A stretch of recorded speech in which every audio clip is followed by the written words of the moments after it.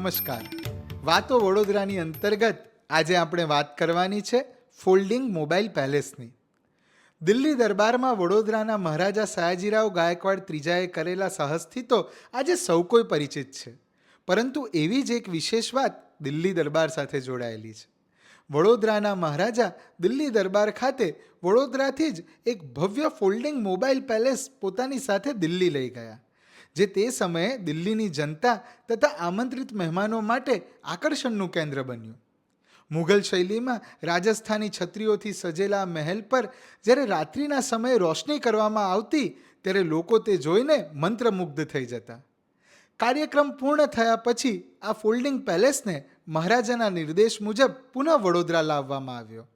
વડોદરા આવ્યા પછી આ ફોલ્ડિંગ પેલેસનું શું થયું તે આજના વિડીયોમાં આપણે જાણીએ. મિત્રો, પ્રજાવત્સલ શ્રીમંત સયાજીરાવ ગાયકવાડે જ્યારે આ બગીચાનું મતલબ કે કમાટી બાગનું આયોજન કર્યું હતું ત્યારે વડોદરાની વસ્તી માત્ર 1 લાખ પ્રજાજનોની હતી. પણ તે વખતે તેમણે ઉદ્ગારેલા જે શબ્દો છે એ હું યાદ કરવા માગું છું કે મારી પ્રજાને આ બગીચો કમાટી બાગ, જેનું પાછળથી સયાજી બાગ નામ થઈ ગયું, એ કદાચ નાનું ના પડે. આ દૂરંદેશીથી સયાજીરાવ ગાયકવાડે, અત્યારે 23 લાખની વસ્તી છે, 24 લાખની, તો બી આ બગીચો આપણને મોટો લાગે છે. આ હતા આપણા શ્રીમંત સયાજીરાવ ગાયકવાડ. આ જે મારી પાછળ જે સ્થાપત્ય દેખાય છે આપને, એ ઓરિજિનલ શું હતું એ વડોદરાજનોને કદાચ ખબર નહીં હોય, પણ એ બનાવનાર શ્રીમંત સયાજીરાવ ગાયકવાડ બનાવ્યું તો નહોતું, પણ એ જ્યારે ફ્રાન્સથી આવ્યા ત્યારે આ એક ફોલ્ડિંગ ટેન્ટ હતો. ફોલ્ડિંગ ટેન્ટ એને પ્રયોજન એ હતું કે જ્યારે 1911માં જ્યારે દિલ્હી દરબાર ભરાયો હતો, જ્યારે વાઇસરોય પણ લંડનથી આવવાના હતા, તો તે વખતે આ ટેન્ટ સયાજીરાવ ગાયકવાડની જોડે મારા દાદા, જેનું નામ કાલિદાસ વજેરા મિસ્ત્રી હતું, એ જોડે લઈ ગયા હતા. ઓફકોર્સ મજૂરો સાથે લઈ ગયા હતા.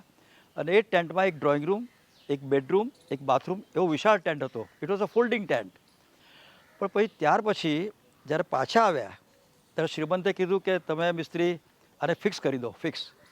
એટલે એ આ ફિક્સ ટેન્ટ જે અત્યારે લેડીઝ ક્લબ તમે જુઓ છો, એ એકચ્યુઅલી ફોલ્ડિંગ ટેન્ટ હતો અને અત્યારે બિલ્ડિંગ બની છે, જે અત્યારે લેડીઝ ચિમનાબાઈ ક્લબ તરીકે ઓળખાય છે.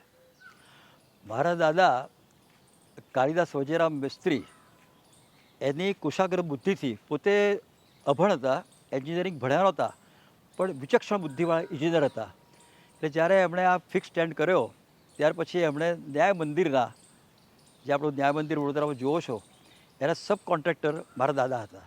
તેના મૂળ સ્વરૂપથી થોડા ભિન્ન રૂપે કમાટી બાગના પ્રાણી સંગ્રહાલય પાસે સ્થાયી થયેલો આ ફોલ્ડિંગ મોબાઈલ પેલેસ વર્તમાન સમયમાં અત્યંત જર્જરિત હાલતમાં જોવા મળે છે, જેને હવે કાળજીની, જાળવણીની ખૂબ જ જરૂર છે.